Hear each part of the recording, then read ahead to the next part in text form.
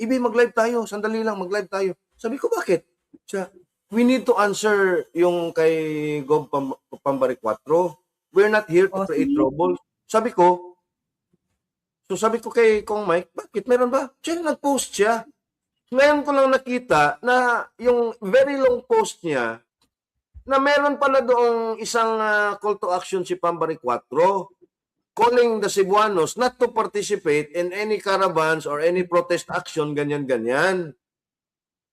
So kaya pala, bigla kami nag-live. Ako, hindi ako preparado. At doon na nga nag-explain. Itong si, at yun na nga, nangyari kanina, yung caravan na inorganize din ng mga Duterte supporters sa Cebu, ay hinarang na nga. And it came to a point na talagang riot police na ang nagharang sa kanila, no? Ito na yung sinasabi natin na while we understand, no, na this is an ASEAN, no? May mga bisita tayo, no?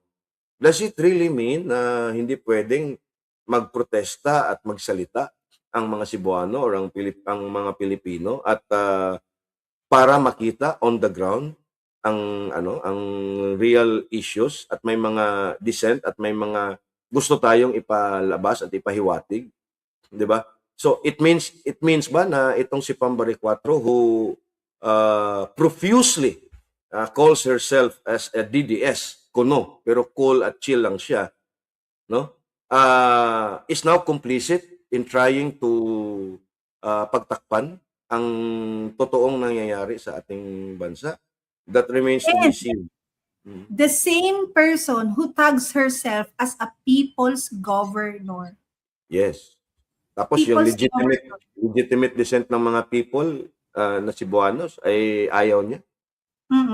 Well, the context naman here, Kuyang, is because there is an event. She probably wants to promote a peaceful, safe place for these diplomats na ang representasyon galing sa ibang mga bansa. So she wants to put up a picture that Cebu is the perfect safe place for them. Yes, fine.